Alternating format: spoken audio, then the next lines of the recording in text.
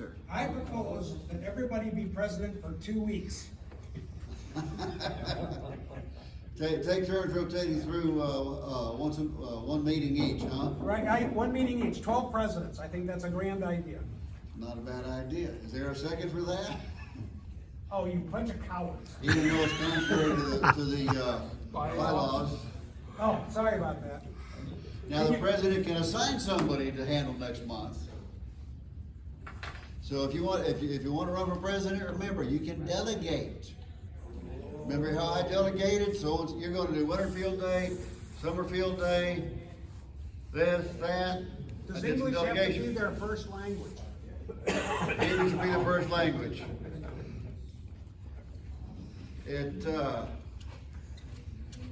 We used to say the King's English, then it switched to the Queen's English.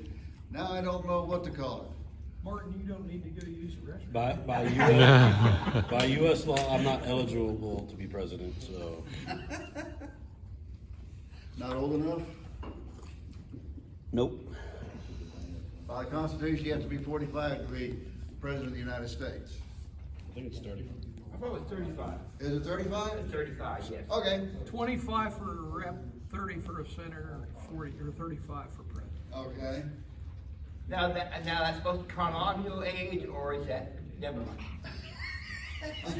Well, I think most presidents have the mental capacity.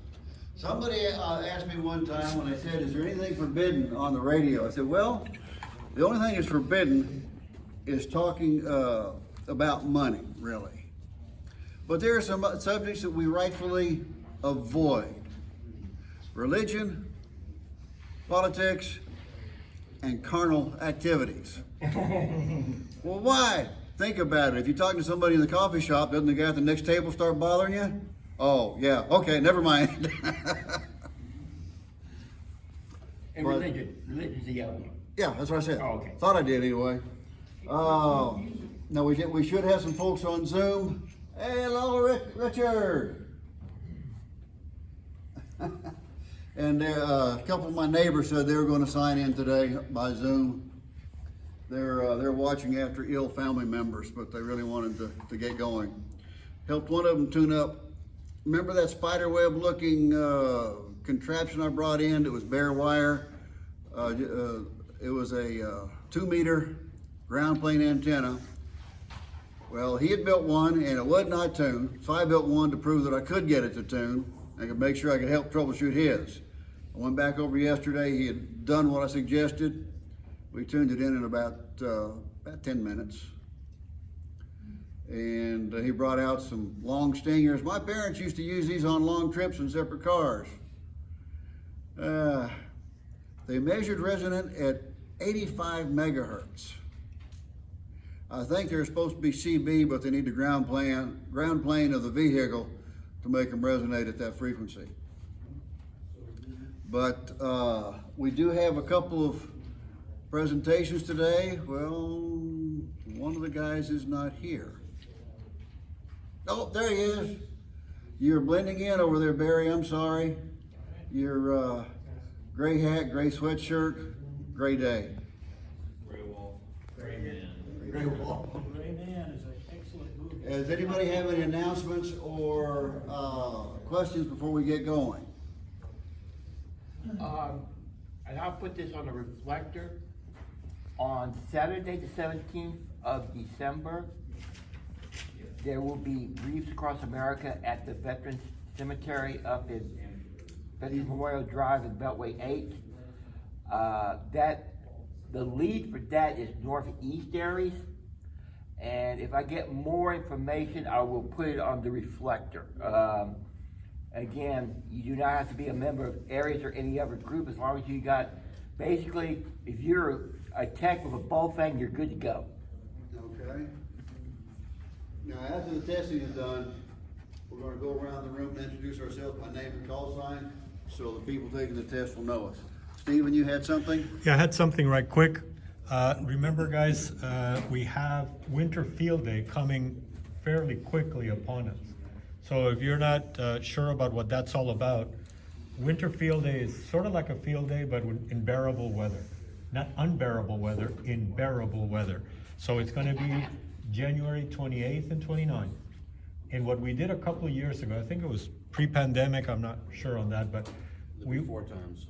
Yeah. it was the before times. We went to Stephen F. Austin State Park just for the day. And we had, you know, different folks, well, we had some folks setting up, and then, and it was Ralph, it was, yeah, Dom, you know, we set up antennas and we just, you know, call CQ. So it's out in nature and the weather was quite nice. Of course, at that time of the year, it's nice here. So you're more than welcome to come. So far, it's looking like it's gonna be a day-only activity, unless I hear different. I'm the one organizing everything, so I'm open to all ideas.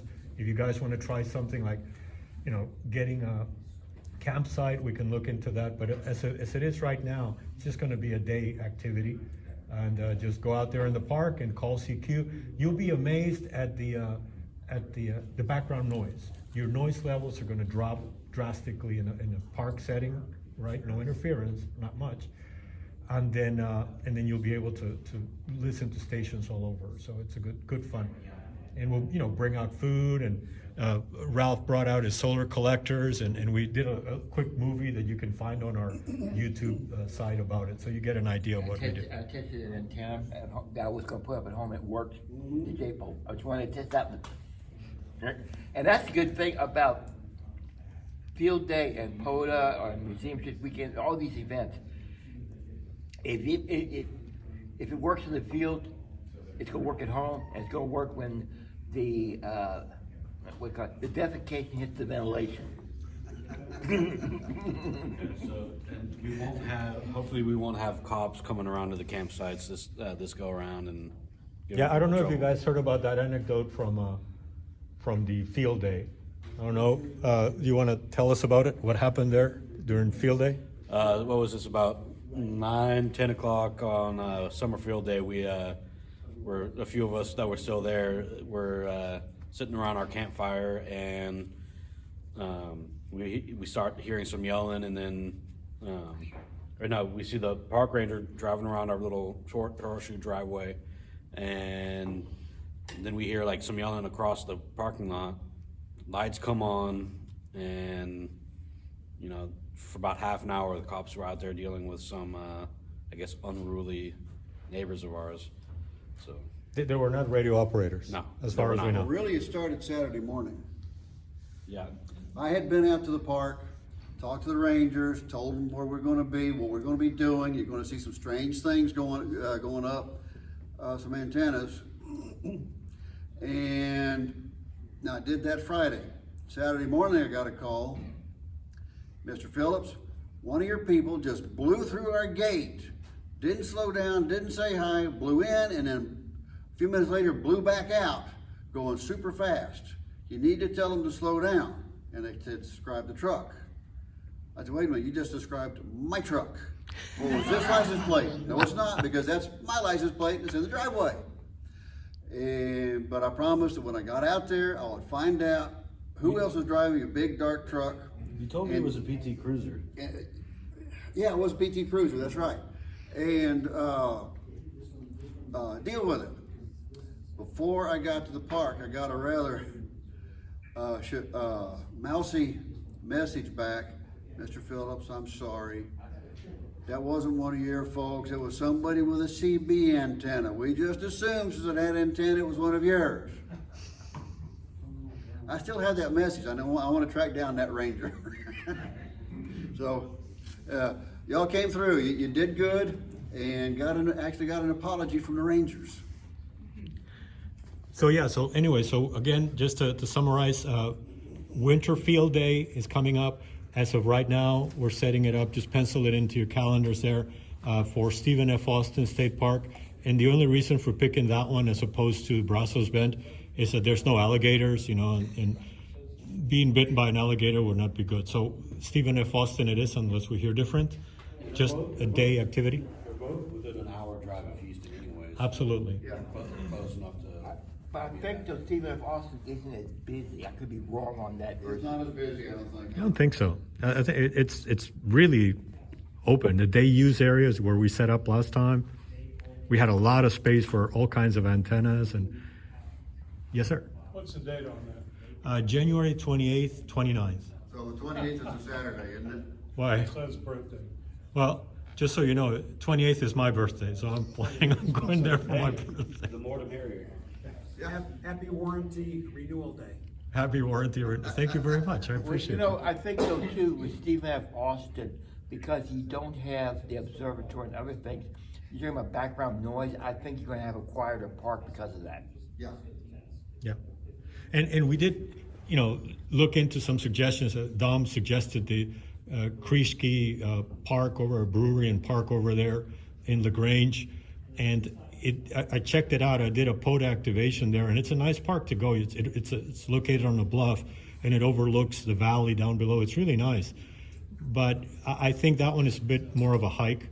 And so unless we hear different, we're gravitating towards Stephen F. Austin just because it's closer and not as busy like Dom is mentioning. But in the future, we can definitely plan these activities. in other Actually, ways. though, the other problem with that park, since my parents, you know, my family grew up in that area, I've got roots in that area. In the wintertime, because of the bluff, it gets colder. So that's more of a spring, fall scenario versus a winter scenario. It can get cold. We have wind like this up there, because it's further inland. The temperature would probably be 10 degrees cooler, but because of wind chill, it's gonna be 20. Yeah. I mean, that's a good point. It is Winter Field Day. Some of these guys that post their pictures up on the Winter Field Day website, by the way, you can just Google it and find it in the internet, but they're actually going on frozen lake beds. To some of the folks from the north, they know about this stuff. I don't. I'm tropical, but they actually, you know, the lake freezes over and they actually put their tents and they string out their antennas out on the frozen lake. So they truly are Winter Field Day. And go ice fishing at the same time. And go ice fishing on the same time. Aren't they, It's a good place to aren't they raise scared of melting snowmobiles that, too. aren't they scared of melting all that ice because we're full of hot air? Okay, we'll leave that one. Okay, so yeah, so keep that in your calendars, please. Where's our president? He had to go grab something out of his car. Okay. But yeah, if we're gonna cook, let me know. I can pull out that gear and. That last field day, there was good food, that's for sure. I mean, it's and it was Jeremy was in charge of the food detail, and Anthony and Kevin, my two sons, were out there assisting. So everybody had a very good team there. Yeah, we won't cook anything as spicy as we did last time. It was good. How spicy was it? I couldn't eat it. It was too spicy for me. What was it, barbecue? It was like a red bean. One of the things was like a red bean stew or something. So for the vegetarians in the group. That was very good, very good. All right. But yeah. Wanna run a video? Okay, let's go ahead and do one of the presentations then until we get El Presidente back. I'm sorry. I'm seeing this and you're seeing that, so you're seeing it correctly. Okay, so sorry about that. That was a short between the chair and the keyboard. So what we have here is just a quick presentation about a project that I did here. And I'm calling it a wire antenna project. And well, let me tell you about it.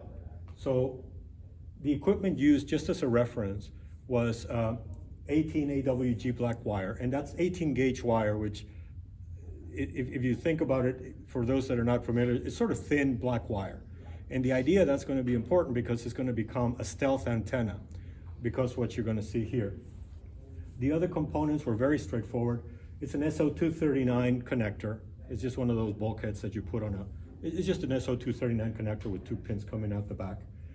Plastic tie wrap, a dog bone insulator, some twine, I think that's how you spell twine rope, and 2 nails. So very straightforward, and this is what the challenge was here. So for this antenna project, the challenge was to put an antenna in a townhome behind enemy lines. And what we mean by behind enemy lines is, if you notice down here, we're avoiding problems with the HOA. So this is an HOA community, and like many here in Houston, you know, we have radio amateurs and we want to put antennas there. So the physical dimensions of the structure are such that it's quite tall, 35 feet plus or minus. The depth is very long. which we use to our advantage, 53 feet in depth, okay? And the width is, like many townhomes, not terribly wide, about 20 feet. And I point your attention to that red arrow up there, showing where the corner on an observation deck is. The observation is like the little fourth floor, little, just a small area, not big. But we're gonna use that to our advantage. So the solution, now this is not the solution, this is a solution, is to set up an inverted L-wire dipole. It's hoisted up, of course, 35 feet up in the air. So you see the blue triangle there is the feed point. That's where we're going to tap into the dipole. And of course, a dipole ideally would be in a T sort of shape. I didn't have that luxury because of what you're going to see here, the situation in this structure. So I instead did one vertical drop directly for element 1, and the other leg, or element 2, is at a diagonal off to the side, taking advantage of that 53-foot depth that you showed in the previous slide.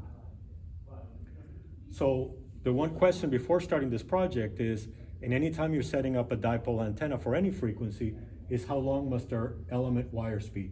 So please just indulge me a little bit as we go through some of the math and the physics on this. Starting from physics, we remember that the relationship for wavelength and frequency, lambda times nu equals to c. Or, we solve for lambda. Lambda is the wavelength, c is the speed of light, and nu is the frequency. We consider the units and the velocity factor in copper, which is essentially 95% of the speed of light. So we're going to multiply times 0.95 here shortly. And k is a unit conversion factor, just so that we can enter in our final formula our frequency in megahertz, and we get feet as output units. So that's all that is. And also at the very bottom there, well, we see that k is the unit conversion factor, vf is the velocity factor. And the last bit there is we divide by 2 for a half wave antenna. If you remember your dipole, even in a T configuration, is one half wave. The wave is actually twice as long. So that's where that factor of 2 comes in. Now we plug in the actual values. I work with SI units, that's why I'm using this conversion factor there. Speed of light is 3 times 10 to the 8 meters per second, but I want it in feet, so I needed to convert that. And then the velocity factor that we just talked about is at 0.95. You plug in everything in there, and you get a half wave, in other words, tip to tip on your dipole, to be 467.5 over nu. You'll normally see that as a formula that in the internet is 468 divided by nu. And that's just where that comes from. So for our 40-meter wire antenna, if I want to go ahead and zero in on 7290 traffic net, 7.290 is the frequency I want to make this resonant at, I come up with a length of, a half wave length of 64.1 from tip to tip on the T of the dipole. So each element must be half of that, which is about 32.05, 32 feet, something like this. So let's see where that gets us. Okay, well, back on the townhome now. We're on the 4th floor, that little observation deck that I was pointing at. That's the corner of the observation deck that you saw. And I've got a little pigtail right now, and the feed point is highlighted there. It's a solder jobs that I'm sure is not as good as Mark's soldering jobs that he's shown in presentations, but it does the job. And I've got a PL259 connector there where I'm going to connect to my coax. Notice here that that's all that is seen from this area. If anybody's on another townhome, that's all they would see. So it looks sort of like a plant there. Actually, there's a dead plant there, so you can actually see it. So now, if you climb right over that feed point, you're looking straight down at a roof at a 45-degree angle. So that was another limitation on this project. Under no circumstance that I want to get on this roof, because there's a four-story drop down there, and that thing is at a 45-degree angle. So that's clearly a safety concern. So I didn't want to get on there. So what I ended up doing is I just put the wire, I threw the wire one way and threw the other leg of the wire the other way, from the safety of that observation deck. Just for reference, there's a rain gutter at the very bottom there, and you're looking down from the roof, down the roof of the townhome. And that wall back there is the next townhome over. that rain gutter gonna affect your SWRs? That's a very good question.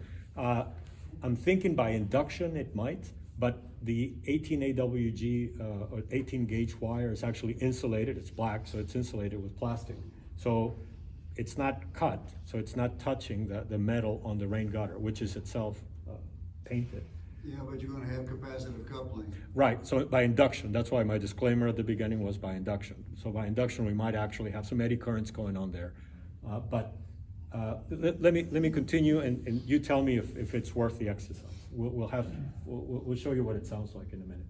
So that's the rain gutter on the 4th floor, and that's the drop. It's about 35 feet here. And notice here, that's the 32-foot length, and I've got a tie wrap insulator. And the reason for doing that is just to go ahead and decouple that wire element from what I'm going to use as my tensioner to pull down on that line. I thought about different things for that tensioner, and so far what I've decided on is just another bit of 18 AWG wire. And now it's decoupled electrically, as you can tell by that plastic tie wrap insulator. And in the future iteration, I might use, like what Ralph suggested in our last meeting, maybe some fishing line or something that's transparent. It'll refract light a little bit, so it might even be more apparent. And remember, we're going with stealth antenna here. But let's see what it looks like, and we'll open it up for questions. So that's what the tensioner line actually tying down to the floor looks like. It's just tied on to a metal stub that comes off of the ground, and that's it. So you see the wire sticking straight up right there. The other thing to notice is that that stub is for cable and other connections that the townhome had. So I'm seeing a bunch of lines there that I didn't put out there. So I'm calling those camouflage. In other words, there's already wires there. So I'm thinking whoever looks, if they look there, they're gonna say, well, there's some wires there anyway. It looks like cable wires on my townhome, so I'm not gonna complain. All right, so that's the idea.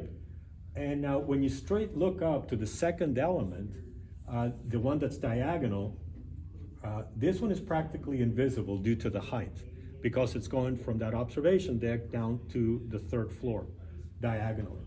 So as a matter of fact, that red line that you see right there, I don't know if I can, yeah, you can't see it, can't point to it. Yeah, this red line right here is actually parallel to the actual black 18 gauge wire, so you can't really tell. Only when it comes down here to the tie point, the tie off point at the base of this window. So I just got out, didn't climb on the roof, but just on the window there, I nailed a little nail to go ahead and support this. There's a dog bone and there's the twine right there, tensioning the other element here, the second element. So this is what it finally looks like, right? So the antenna, if you know what you're looking for, is that right up there. That's the tie wrap right there, and it goes straight up. I ran out of, I cut too much on my dipole, so I had to solder and tape something here, but that's what that little hickey thing is. Other than that, it's just a straight black wire. So that's what it's looking like, and it's taking advantage of this very long wall to go ahead and set up a dipole. So, does it work? Easy as tomorrow. Does it? Keeler must die. Edith Wheeler must die. Star Trek. Somebody knows that it's Star Trek, yeah. So, anyway, See you so at the edge of tomorrow. absolutely it works. And this is Doc, of course. And after you connect the feed point, this is what you get on your G90. The G90, by the way, is up there in the 4th floor, so the length of coax is not that long from the feed point through the door to where the station is right now. Your SWR is 1.0, and note that that's without a tuner. And the 7290 traffic net, which was the goal of this antenna really, is received. You can see SWR 1.0 and the 7290 net signal coming in fairly good on the G90. This is what the 7290 traffic net sounds like.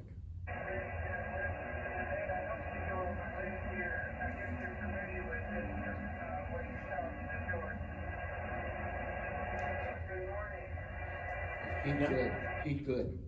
Now it's obviously not optimal, right?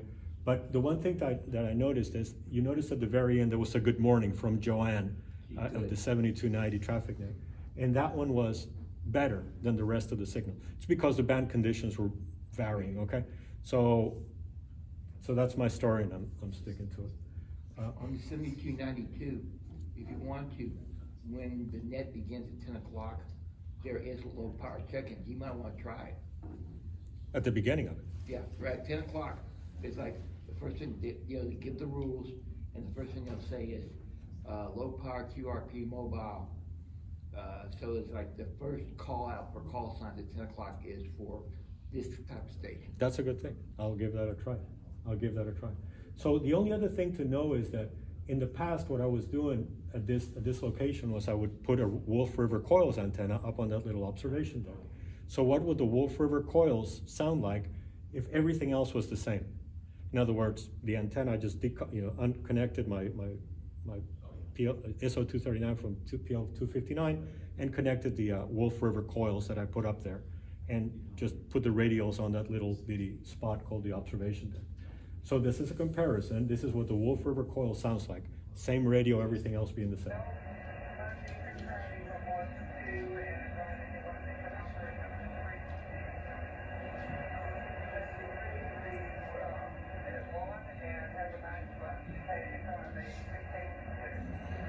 So I'd just like to call your attention to the beginning where Joanne's voice is a little bit clear, and then it sort of drifts away and it comes back strong at the end. So again, that's showing varying band conditions. So I'm calling these two results very similar. One with a stealth antenna and another one with a very obvious Wolf River coils that would attract attention. So in summary, first and foremost, this was a fun project to do. Number two, a solution that melts with the background is good when you're doing these stealth antennas. Three, a black thin wire antenna is almost invisible. You can see that also if you do a dipole in your backyard. You will not see that 18 gauge wire. It's just too narrow for you to zero in if you don't know what you're looking for. Four, take advantage of height. For example, if you're working with a 2-story structure or longer or larger, that's getting your antenna way up, and height is might. So that's one thing to try to use. And last, but probably the most important, if your stealth solution is not noticed, no questions will be asked. In other words, if they don't know, it won't hurt them. Please.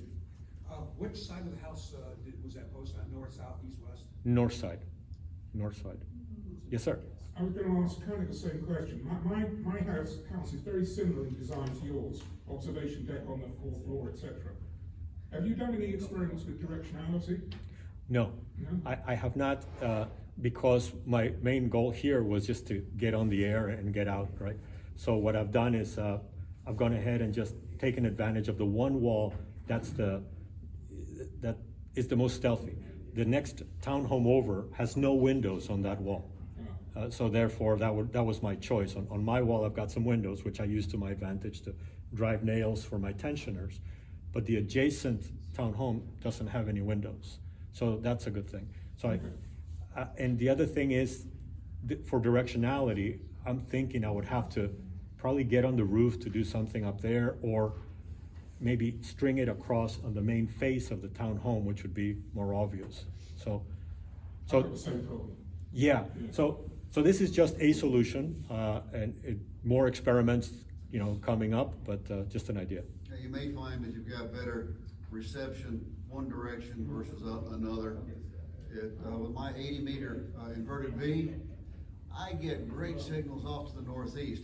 It's on the north side of the house, going to the north back fence.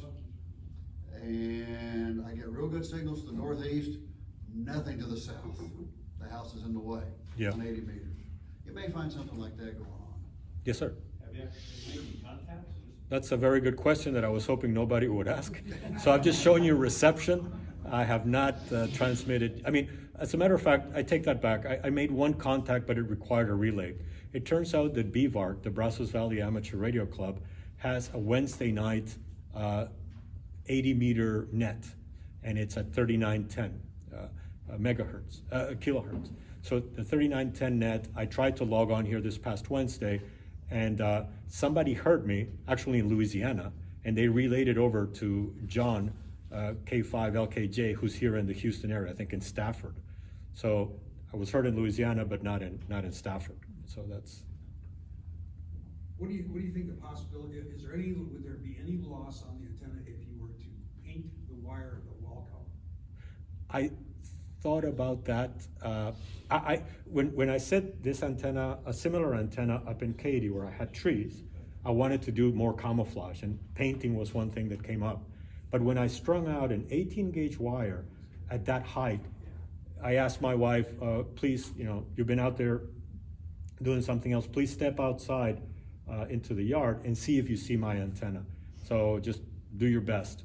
And she could not see the 18 gauge wire, so I figured, okay, it passes the test. So maybe you could paint it, Paint but. the wire? Yes. It changes the resonant point of the wire, because it changes the capacitance. But it's, whether it's insulated or cut painted or anything like that, it's negligible really, unless the insulation is very thick.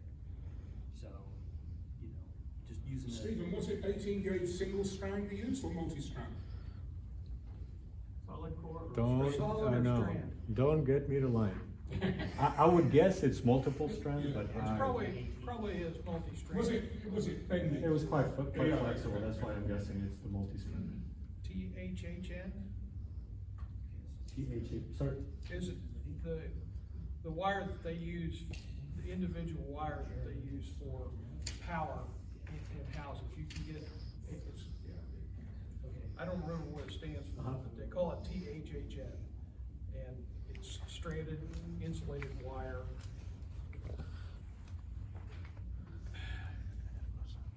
And it comes in 18 gauge. Yeah. You can get 20 gauge too, but it comes in 18, 16, 14.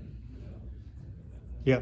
This I got, by the Was way. it on a spool? It was on a spool. It was on a small spool, about yay big, that big, and then it came from Ace Electronics. So just 18 gauge black wire from Ace Electronics. That'll handle 100 watts just fine. That's the other consideration, right? I mean, how much power am I going to use through it? And I've got a 20-watt radio, and I've got the 7300, which is 100-watt maximum. So I'm thinking I'm not going to be burning anything up. It should be working.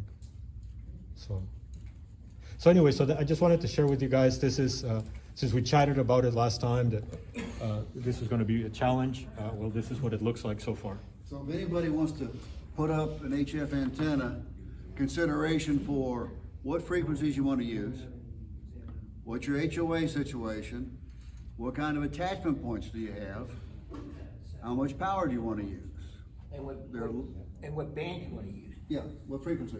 There's lots of solutions that will meet all four conditions, whatever your conditions are, and you just find the one that works best for you. Exactly.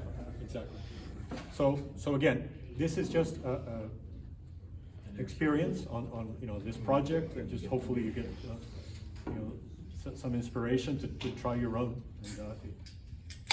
And it can be done even in a challenging situation. And the good result is nobody has even noticed, as far as I can tell, that it's there. No letters yet, huh? The other way to do it, Stephen, is appoint yourself an officer of the HOA. That's what I did. It works a treat. Well, that's the thing, right? It's a bit of a tricky situation because my wife is the president of the HOA. So. That helps. Oh, yeah. Oh my goodness. She walked outside and couldn't see it. Right, So- here also, in the first instance with the trees, she couldn't see it, and on this one, she's fine. Or you can do like Ralph did and say that the HOA doesn't say anything about antennas above a certain. Actually, point. to your point, I don't know about your, but the covenant, the RHOA covenant, actually permits television antennas, because the place was built in '97, so I'm guessing that they probably wired it for cable, but it's still allowed for antennas.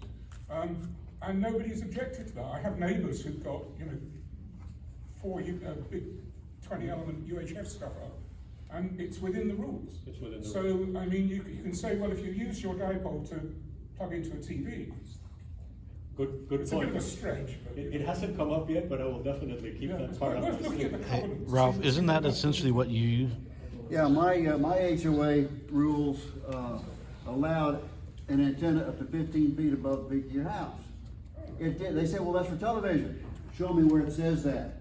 It only said antenna. Yep, Yeah. And I said, so I'm within my rights, yep.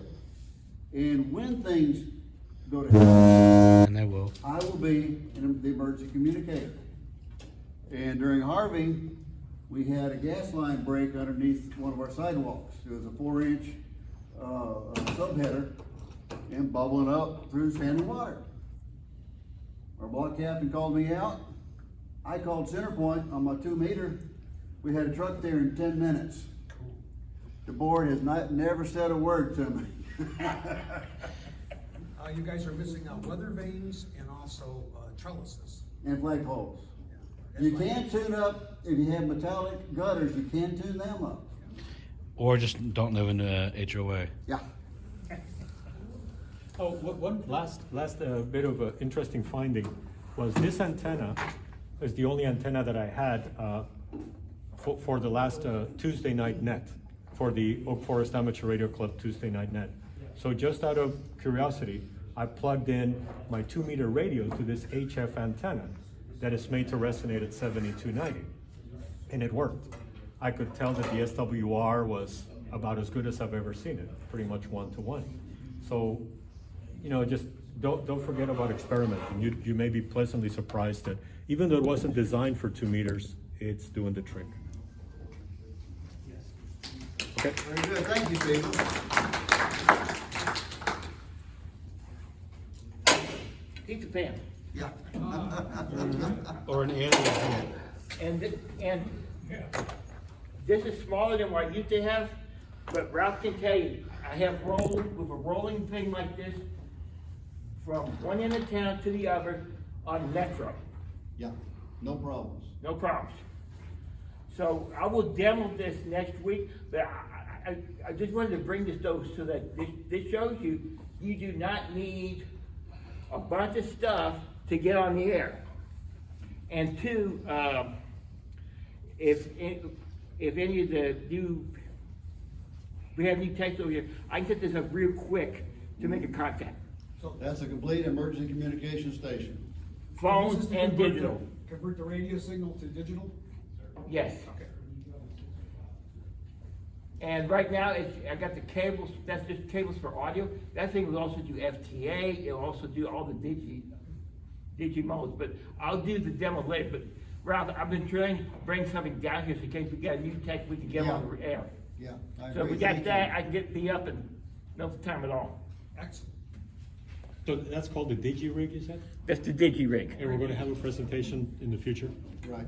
I thought it was gonna be this month. Okay, that's okay, that's okay. That'll be interesting.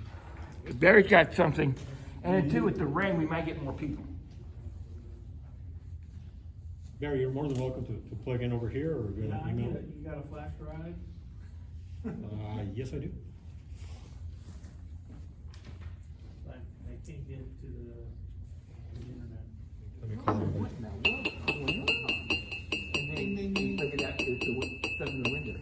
Move it to another location. I'll try it. Okay. So we can't dim the lights, you know, for the next performance, so the best we can do is just do this. So just dim the performer. Dim the, One thing I want to say to the crowd here, you know, we seem to have the same guys coming up all the time making presentations. Maybe you're tired of seeing us, but if you really want to learn a topic, volunteer to do a presentation. You will have to do so much research and you'll become an expert on the topic just because you commit to do this. And it's a great way to learn, you know, any new thing you want to endeavor, just decide, I'm gonna do it and commit to Ralph or whoever the president is that you're gonna present. And you will get a whole lot more out of it than the people you're talking to. Just remember that. Okay, so today I'm gonna talk about working with rechargeable batteries. There were so many different ways I could go with this. I really had to narrow the scope because I mean, most of us today, we're using lithium-ion batteries in, you know, all the personal appliances we use and in particular ham radio. So I decided to focus on that rather than go into all the different battery types that are out there for rechargeables, the the lead acids, the sealed lead acids, and all the other alternatives that there are. I just kind of wanted to focus on, you know, kind of what's state of the art these days for the batteries we typically will use.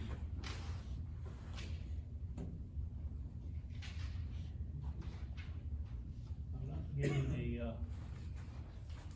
there it is. Okay, so this is kind of the scope of the presentation today.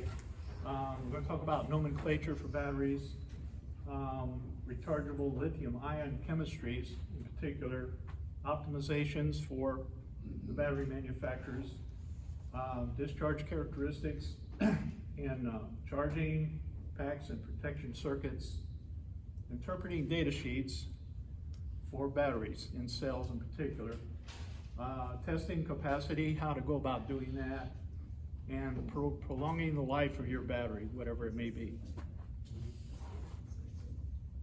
Okay, so background kind of already been here, but you know, lithium batteries or ion batteries are everywhere in the appliances we rely on, our car, your cell phone, notebook, etc. So we're very used to having to deal with them. But I think there's a lot of misunderstandings about what the right way to work with them to make sure you get the best life and the best value out of those batteries.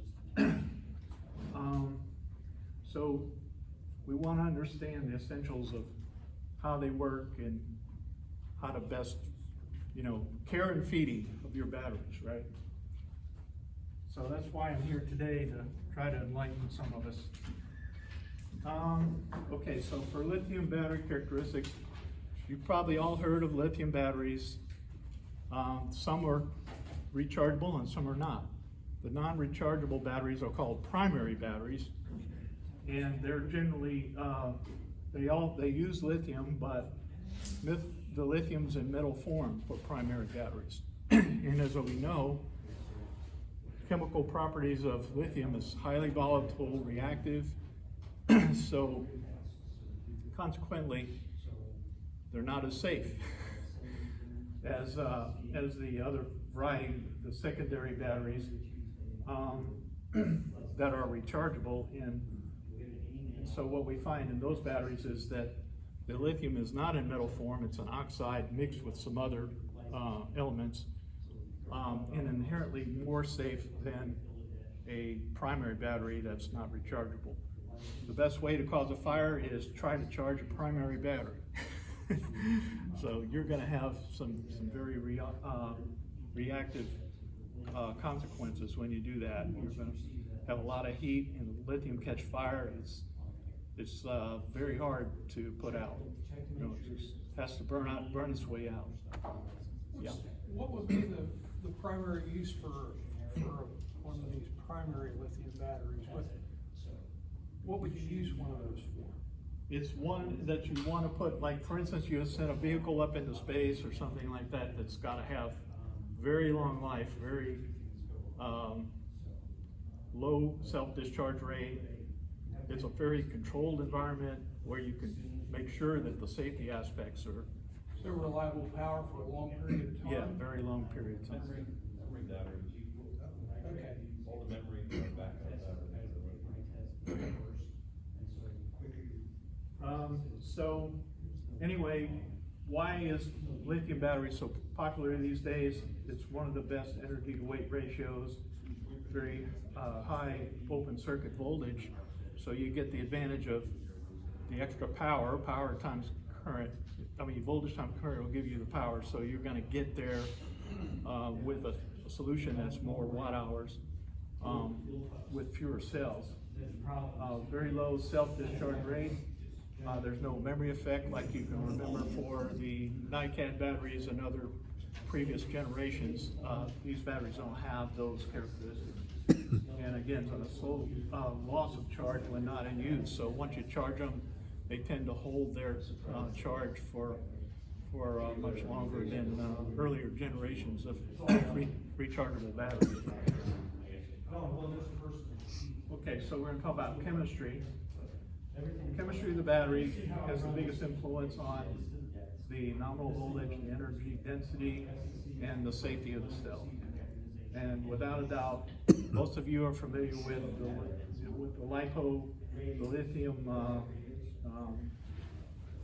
Iron phosphate. iron phosphate batteries that we typically use in the ham community. It's become very popular.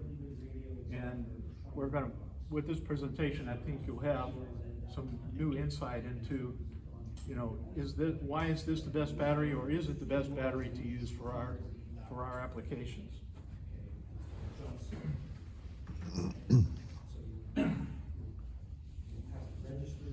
So, you know, most of you maybe have heard of the 18650 battery form factor. The industry has settled on some standard nomenclature for the size of the cell. So I saw one article, well, basically 18 means that it's a 18 millimeters in diameter cell, and the 650, the 65 tells you it's 65 millimeters long, you know, plus or minus some tolerance. And one reference I found said that the 0 tells you that it's a cylindrical cell, but I'm not sure of the accuracy of that, what that last digit actually means. So, probably familiar with coin cells, like there's a CR2032, which again holds to that same nomenclature, 20 millimeters in diameter and 3.2 millimeters thick. You can tell that just by looking at the part number. And CR means it's manganese dioxide, but they have other nomenclatures for those prefix letters tell you what the chemistry is.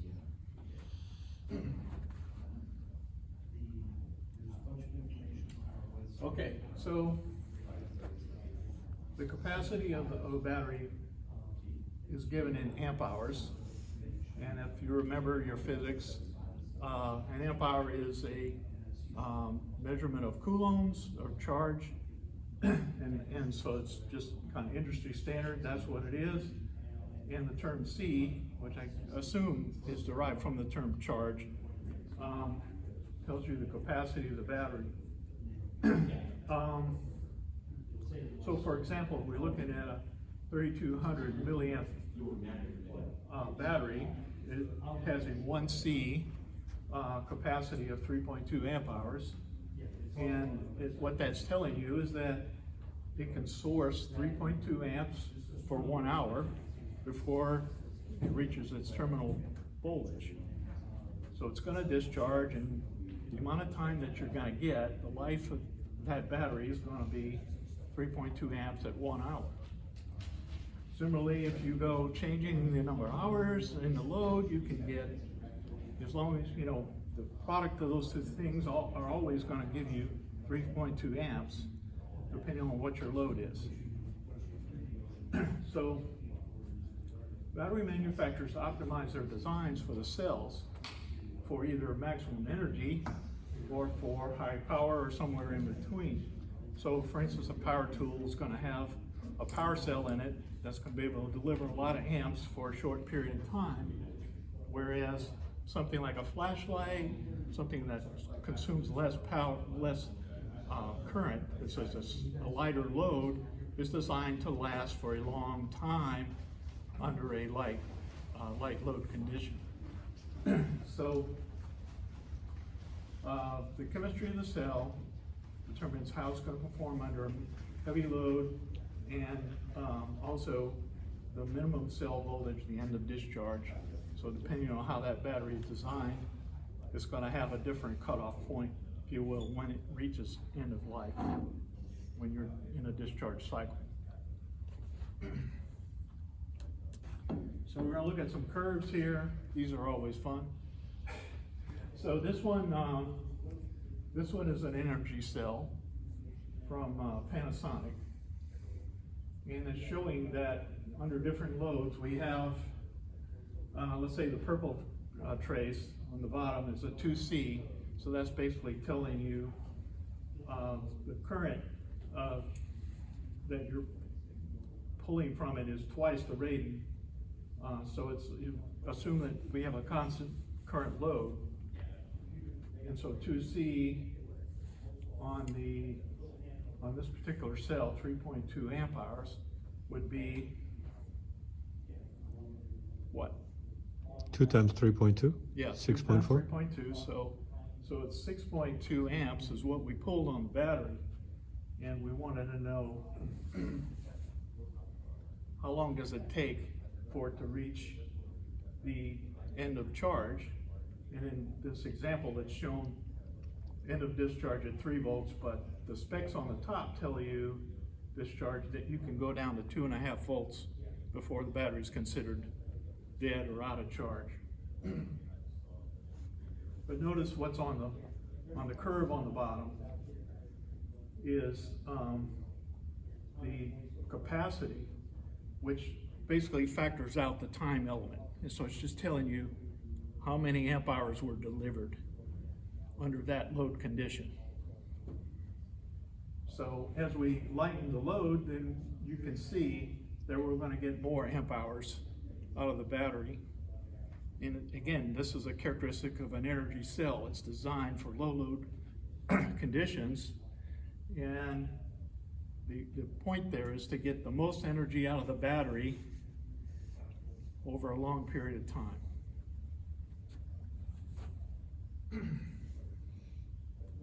So let's see here. We have power cell in contrast. This is the same manufacturer, but he has a different design for the cell that's designed to go into a power appliance like an electric drill or something. And we can see here that this cell under different load conditions delivers fairly consistently the 1950 milliamp hours that it was rated to deliver. So you can see in that dark box at the top that here's like the characteristics from the data sheet. It's telling you the maximum voltage it can do. There's a cutoff, which I'll explain later, and then discharge, what the cutoff voltage is, which is considered, basically if you discharge a battery below that point, you're damaging the battery. It's going to have less of a cycle life as a result of mishandling. You're abusing the battery by not following these specs.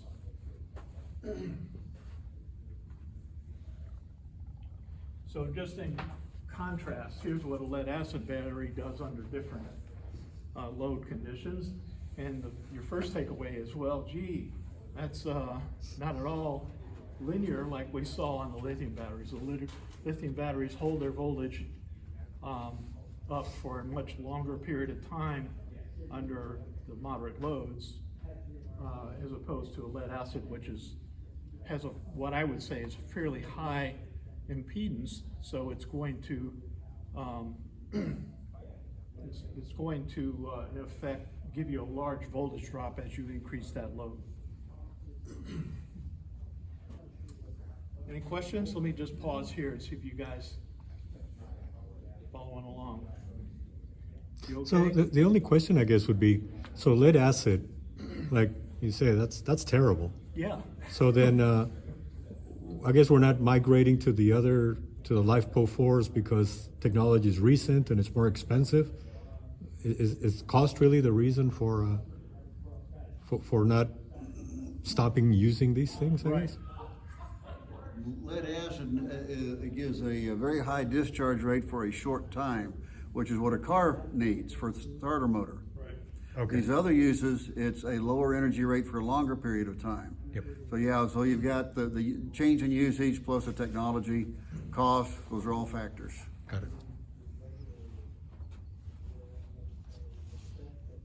Okay. So there's temperature effects also. These batteries, what we can see is that most of the ratings on the data sheets for these cells are at 25C, and as you deviate from that, there's basically, the data sheet's gonna tell you an operating range. This cell is good over these temperature ranges, and if you use them or either discharge or charge them beyond those temperature limits, you're gonna damage the battery and you're gonna diminish its life. If not even, you know, create safety hazards when you do that. So the energy cell, you can see, loses a lot of its energy at lower temperatures. It's just cannot deliver the capacity, the rating of that battery when it gets very cold. Whereas the power cell does a much better job of how much capacity is retained at lower temperatures.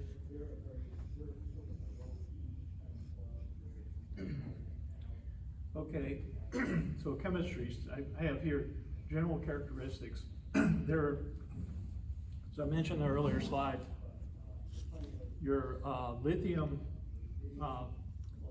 maybe I should, that may be common knowledge here, but you know, the lithium battery is composed of basically 4 components.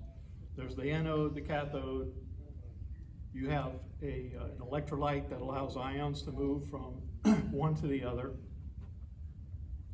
and then there's a separator that is kind of like the regulator in the system. It controls how many ions per second, if for lack of a better word, can migrate from one to the other. The electrolyte is like the blood of the system. It allows, you know, the ions to flow back and forth, but the separator controls the flow rate, okay? So what we see here is that in lithium-ion technology, there are these different types, these different chemistries that are used that describe primarily what the lithium oxide is composed of, what elements are mixed with the lithium that enhance its ability to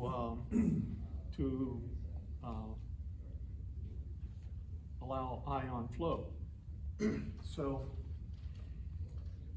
there's like abbreviations in the industry. On the left side, the LTO, for instance, is lithium titanate, lithium iron phosphate, which we're all familiar with, lithium cobalt oxide, and then these various other types that are used and popular in the industry. The lithium iron phosphide is a fairly old technology. I don't know the particular date, but on the list, it was one of the earlier inventions to come out.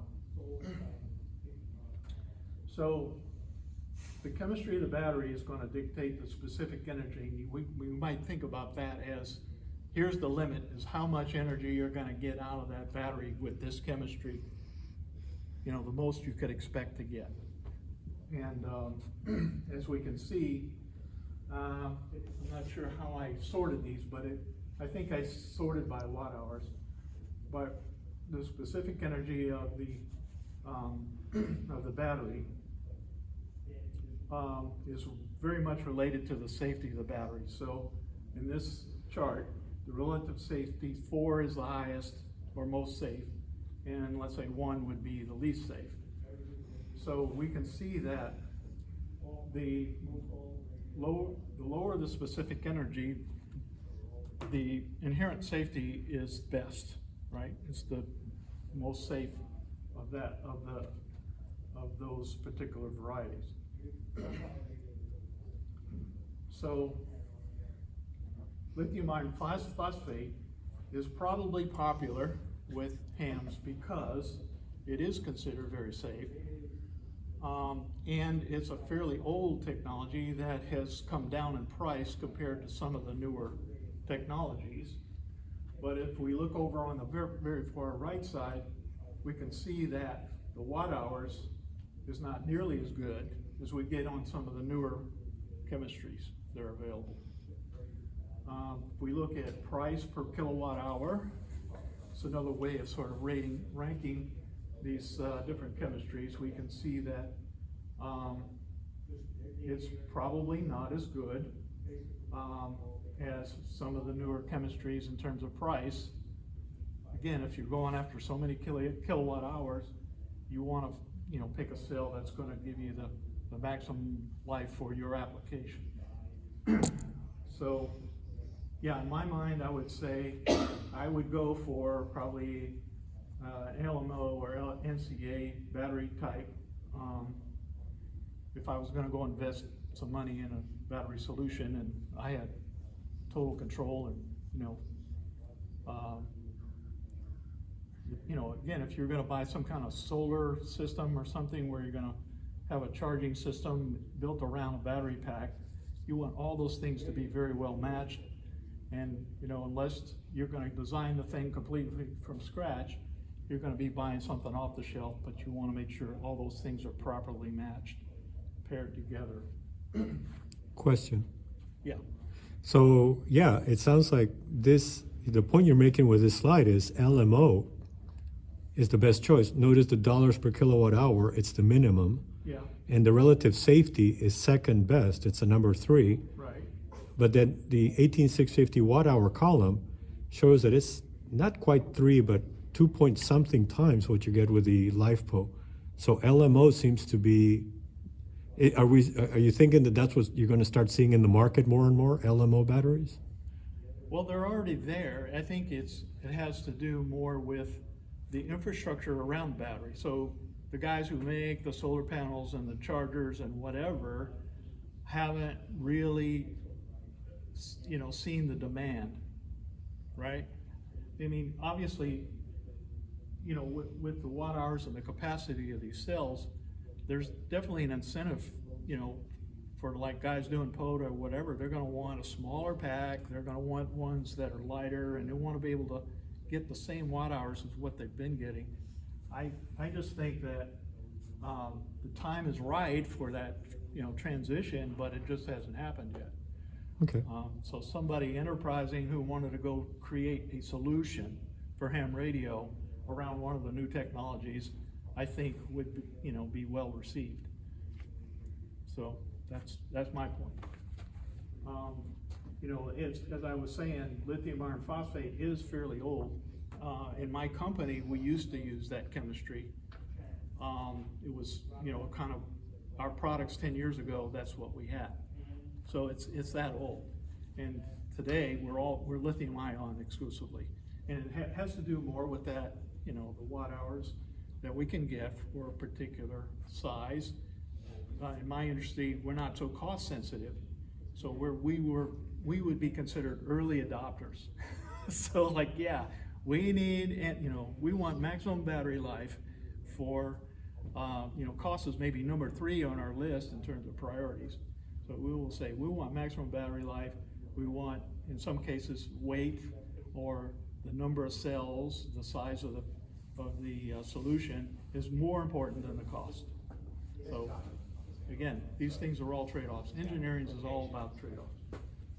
But anyway, one of the top one on the list here, lithium titanate, is a newcomer. It's the separators are made with nano technology. So the aperture, if you will, that the ions can flow through is very well controlled. And as you can see, you get the cycle life is extremely high on those. They're very reliable. The specific energy is low, but that's the trade-off they're making. So which one I got distracted for a little bit. Which one are you saying is the latest technology with a nano? The top one on the list, LTO, lithium Okay. titanate. Okay. So this would be something that you would, want to put into service and know that it's going to be there for 10 years or something, where you're cycling it many times, maybe every day. Let's say you did a charge and a discharge cycle. Here's an application I would think that would be the way to go. Would be you're setting up your house with some battery operated yard lights. So every day, it charges up from the sun with a mini solar panel, and every evening it discharges until dusk or whatever, and then that cycle repeats every day. That battery there would be ideal for that kind of an application where you've got lots of charge cycles and the energy demands are not super great. But I would think that would be the one I would want to say, install it once and forget it. You know, I don't know about you guys, but I have yard lights that I don't think they've lasted a year. You know, the battery wears out. They just don't last. And they're made, of course, they want to sell them for $6 or whatever, but, so they're not high quality, but if you want to have a yard light so it's gonna last a long time, you would go with something like that. Look at cycle life in terms of your, you know, priority of what cell you're gonna put in that kind of an application. Yeah. Yeah, so that, I see now. I was neglecting to see the cycle life column, but that's a weak point of the LMO batteries. Otherwise, they're stellar. Right. But the cycle life is really not good. But think about how you use your radio. How many times are you gonna discharge and charge your batteries? You know, unless you're like a POTA guy who goes out every day. Everybody looks at Steven. Use the hell out of it every night. Yeah, so, yeah, I mean, unless that's your application. And more than likely, in 5 years, you're gonna want something different anyway. It's one of those kind of things you're gonna, probably not gonna be expecting to use your battery longer than that. Good point, good point. So, anyway, that's the rationale for my choice. I would say go with NCA or LMO for our use case. All right, so here's Samsung. They make all kinds of batteries. They've got all these different models that are available. And this just sort of shows the spectrum of, you know, power cells versus energy cells. And the numbering system that Samsung uses for their cells, again, these are all 18650 form factors, all of them. But they'll say 18650, 15M, for instance, for this model. But basically, those first two digits tell you the capacity of the cell. So the other thing that we want to kind of keep an eye on is the discharge current limit. In other words, how much power can you pull out of these cells maximally before, you know, you start to diminish the life of the cell. And so you can kind of see the variance here. You can kind of see which guys are going to be power cells because they have very high discharge rates or discharge current limits versus, you know, those that are low discharge limits, like, let's see, there's that guy 2.8 NMC, the 29E, you know, he's a fairly low maximum discharge rate, but he's going to have on the higher end of the spectrum, the amount of capacity or the energy of the cell is going to be higher. So, I don't know, any questions on this? This is about, just wanted to give you a feel for what's out there.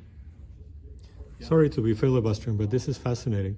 So, okay, so to understand the discharge current limit and to contrast it to the plot that you showed earlier with the sort of the laying down S curve, where we crossed that 2.5 dashed line, I believe it was, and we call that, at that point, you know, we were potentially damaging the battery. Yeah. It seems like you'd want it to be the discharge current limit. If that is the discharge current limit, we want it to be as low as possible.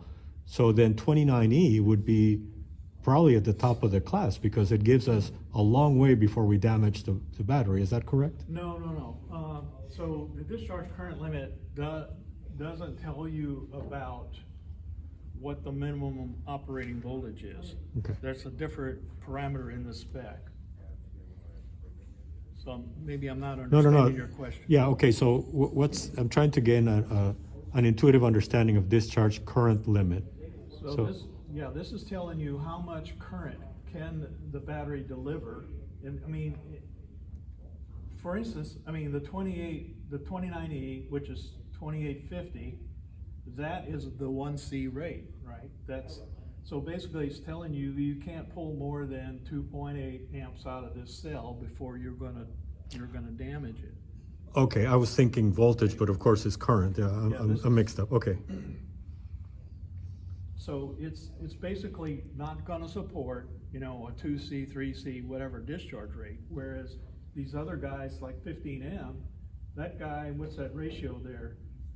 It's at least 4 to 1, right? So that's a 4C discharge rate. He can deliver 4 times his capacity in whatever, a quarter of an hour, let's say.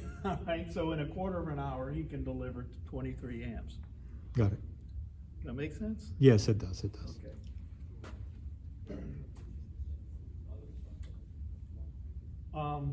Okay, so here's another interesting take on things. We have NMC battery, kind of one of my favorites, I would say. Depth of discharge versus the lithium iron phosphate. And we're basically looking at how many times can we charge and discharge this cell before its capacity is end of life. And end of life is defined in this chart as 70% of 1C. So, you know, the battery's rated at 1 amp hour, 70C would be 700 milliamp hours. Is the most that you could get out of that battery when it's kind of been used a long time, and then it's not really giving you that initial 1C energy level. It's going to diminish over time. So this again is just sort of showing how the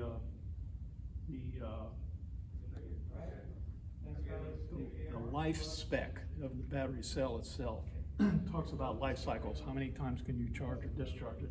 How is that related to the depth of discharge?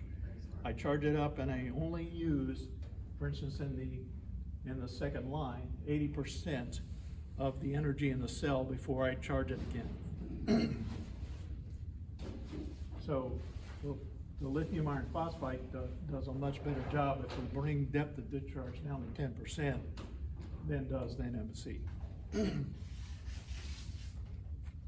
So if I have a LiFePO 4, I want to go ahead and drain that sucker every time, and then I get 15,000 cycles, or turn it down to 10%, Well- instead of just draining it a little bit and charging it again, a little Well- bit, charging it again? No, they both have an advantage, if you will, to not go down to 10% DOD, right? Neither one do you really want to go there. You want to have, you know, sort of conserve to get the maximum life out of your battery, the number of cycles, you know, charge and discharge. You want, either cell is going to benefit from not going to 100% total discharge. So maybe you're looking at this chart upside down. 100% depth of discharges means I've drained that battery all the way down to the minimum voltage. Okay. Is that kind of making sense? Yeah, I'm now? looking at it upside down. Yeah, we have to kind of think upside down here. So 100% depth of discharge says I've drained the thing all the way down, now I'm gonna bring it back up. Yeah. So. So I'm only going to get 600 cycles if I keep doing that. Yeah, you're gonna have 600 cycles if you keep doing that, but if you just sip on it a little bit and then charge it up again, you're going to get a whole lot more cycles. Got it? Does that make sense? Yeah. I've got an EE friend who says that optimum battery life is if it don't charge it up more than 80% of its capacity. That's true. Okay, thank you. Does everybody agree and understand that? I've heard that one. So how do you, when you plug your phone into its charger, you can't determine, do they Yeah, this stop tells it at you- 80? No, they don't stop at 80. They'll go to 100%. Because, again, it depends on your use case. Maybe you want to fully charge that battery so that you can last 2 days without having to charge it again. So like, Yeah. I know with the iPhones, what they do is like, I plug it in at night, it kind of learns a pattern on when you unplug it and plug it in, so when you plug it in, it'll charge it to 80%, and then like an hour before you usually unplug it normally, it'll charge it that last 20%, so it won't sit at 100% on the charging port for 2 or 3 hours. So It posts a little message saying it's doing that. Yeah. right. Yes.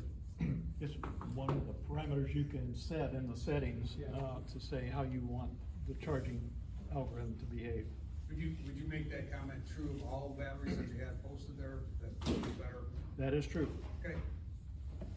This is Holy Scripture in the electrical vehicle market where they talk about keeping the battery in the electric vehicle between like 35 and 80%, and they can charge it up rather rapidly, in some cases amazingly rapidly, as long as you're in that range.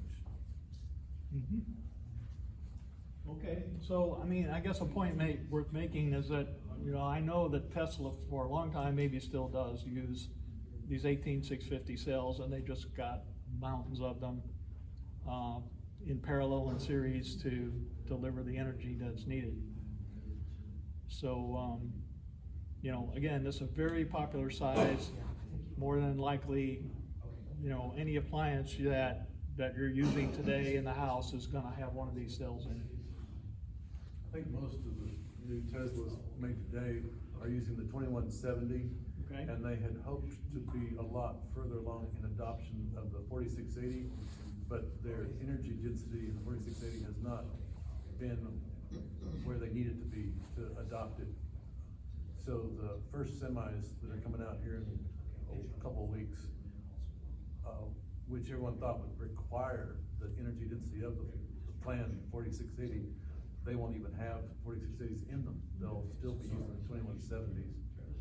I think there's a few Model Ys coming out of Austin that are using 4680s today, and some out of Fremont, but the majority are using 2170s still.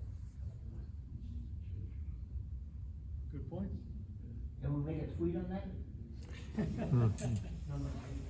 There's plenty of YouTube artists that I follow that talk about this for a long time. Okay. So no need to make a tweet. It's out there if you want to find it. So now, I'm just gonna, we're not gonna do a real deep dive on charging systems, but I just wanted to give you sort of the basics. For charging systems, you know, most of the people in this room are not gonna go design their own chargers. They're gonna buy something off the shelf. But you gotta know what to look for in the data sheet of the cells that you're gonna be using and what the charger is gonna do to those cells to make sure that you're not gonna damage the battery or have some kind of you know, explosion event or something, a fire that results. You wanna make sure that, you know, the charger you're using is matched to the chemistries you're using. And the best thing to do is go understand the data sheet for the cells. If you can get that information, you know, I know that most of us are gonna be buying packs, but you can always find out what kind of cell is in that pack. And then also look at or measure what is your charger doing, right? So, charging systems for lithium-ion batteries, you're gonna want, the first stage is gonna be constant current, and the second stage is gonna be constant voltage. And then for lead acid batteries and some NiCads and whatever, you'll find that there's a trickle charge, some sort of a, you know, maintenance charge that's gonna take place if you leave your batteries on the charger for a long period of time. That is not what you want with lithium ion. Do not use a 3-stage charger with a lithium ion rechargeable battery. You're gonna damage the cell if you do that. Okay. So stage 1, constant current, not to exceed the maximum shown on the data sheet. And then some data sheets will show you, hey, I want a quick charge, or that basically is designed to make the battery last as long as possible. I want to maximize the number of life cycles, you know, charge and discharge. The other way to go is say, I want to maximally charge this thing, get the most energy into that cell. I don't care if the battery life is diminished as a result. You know, I want to be on the low end of that spectrum to say, I don't care. I just want all this energy available for my application. I'm going, you know, mountaintop for a soda, and I don't want it to die when I'm up there. So, you know, one of those kind of things. So depending on what you wanna do, you're gonna optimize the charging algorithm. But you can do so by, if you just follow the data sheet according to what it recommends. Okay? So essentially what happens is you go to a constant current charge for stage 1, and then the charger is going to watch the voltage on the battery. And when you reach the maximum voltage of that battery, it switches over to a constant voltage part of the algorithm. So then the charger starts watching current. The voltage is constant. Typically for these lithium-ion batteries, that voltage would be the transition from constant current to constant voltage occurs at 4.2 volts per cell. So once we reach 4.2 volts, we're constant voltage mode, and the charger starts watching current. In the data sheet, a good data sheet is going to tell you what the cutoff current is for charging. And so what you do is you stay in constant voltage mode until the current drops below or hits below that cutoff current. And at that point, you're done. You stop charging. You know, basically no more current flowing in or out of that battery at that point. It's off. Okay? So that's the way they work. We've got these things in our dashes that have got USB A or C or you know, something, and they plug into our iPhones or Androids all the time. Any of that stuff being controlled at all, or is that just dumping electricity in the phone, or is it controlled by the receiving phone itself? The phone itself is going to have the charger built in it that Okay. controls the constant current and constant voltage characteristics for So that phone.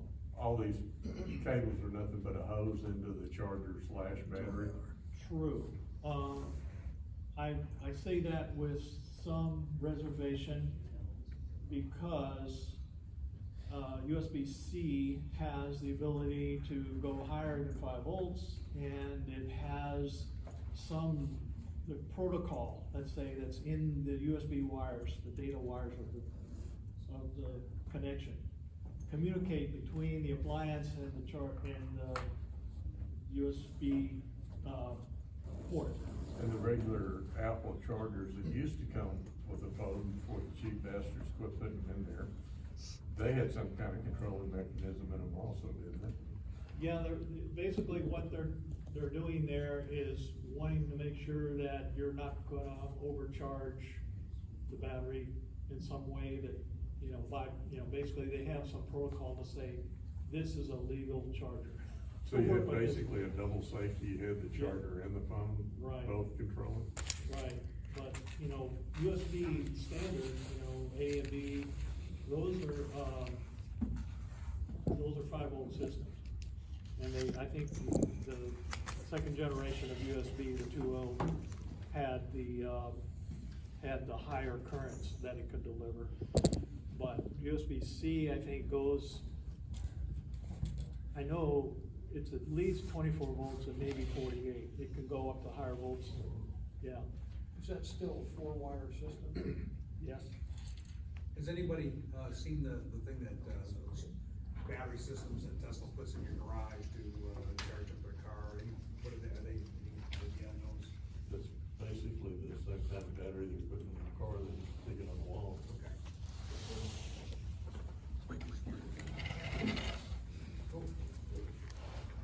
Hey, do you have any battery fire videos on there? No, I don't. No, Actually, if I may, just a point on the fire thing. yeah.